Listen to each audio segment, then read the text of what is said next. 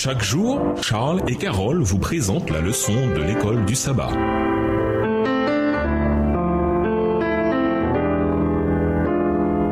Bienvenue dans notre émission Dieu nous parle. Dans la leçon de jeudi, un témoin de la puissance de Dieu. Comme nous l'avons appris, voir la leçon 5, Dieu avait donné aux nations païennes une occasion de le connaître et de se détourner de leur mauvaise voie. Cependant, elles avaient refusé, alors elles devaient affronter le jugement de Dieu. Lisons Josué 7, les versets 6 à 9 qui parlent de la réaction initiale de Josué à la catastrophe qui arrivait. Voyez notamment Josué 7, le verset 9. Quel principe théologique y a-t-il dans ces paroles? Josué 7, les versets 6 à 9. Josué déchira ses vêtements et se prosterna jusqu'au soir le visage contre terre devant l'arche de l'Éternel, lui et les anciens d'Israël, et ils se couvrirent la tête de poussière. Josué dit: Ah, Seigneur Éternel, pourquoi as-tu fait passer le Jourdain à ce peuple pour nous livrer entre les mains des Amoréens et nous faire périr? Oh, si nous eussions su rester de l'autre côté du Jourdain! De grâce, Seigneur, que dirais-je après qu'Israël a tourné le dos devant ses ennemis? Les Cananéens et tous les habitants du pays la prendront. Ils nous envelopperont et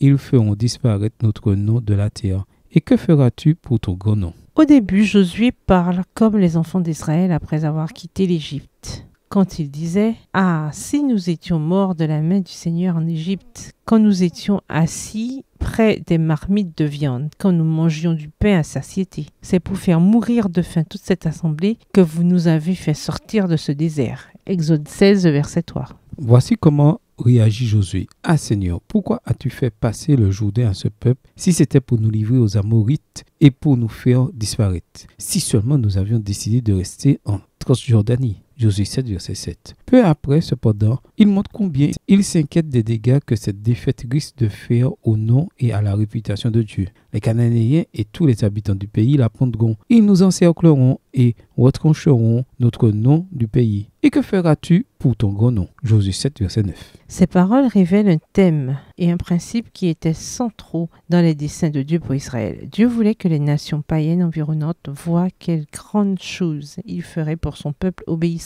Mais il pouvait également, comme Rahab, en apprendre davantage sur le Dieu d'Israël en voyant la puissance des conquêtes de son peuple. D'un autre côté, si les choses devaient mal tourner comme ici, les nations considéreraient le Dieu d'Israël comme faible et incapable. Voir Nombre 14, le verset 16 et Deutéronome 9, le verset 28. Ce qui pourrait enhardir la résistance cananéenne. En d'autres termes, même dans le contexte des Hébreux s'emparant du pays, de grandes questions et de grands principes étaient en jeu, comme l'honneur et la gloire de Dieu, lui qui était le seul espoir pour Israël ainsi que pour les païens. Lisons Deutéronome 4, les versets 5 à 9. Quel parallèle voit-on entre Israël et son témoignage pour le monde et notre témoignage en tant qu'adventiste du 7e jour aujourd'hui? Deutéronome 4, les versets 5 à 9. Voici, je vous ai enseigné des lois et des ordonnances comme l'Éternel mon Dieu me l'a commandé afin que vous les mettiez en pratique dans le pays dont vous allez prendre possession. Vous les observerez et vous les mettrez en pratique, car ce sera là votre sagesse et votre intelligence aux yeux des peuples, qui entendront parler de toutes ces lois et qui diront: cette grande nation est un peuple absolument sage et intelligent. Quelle est en effet la grande nation qui est de Dieu aussi proche que l'Éternel notre Dieu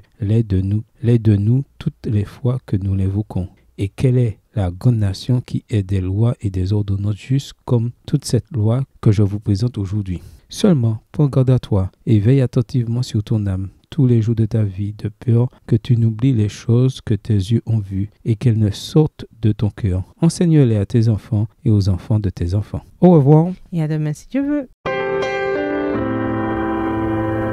Dieu nous parle.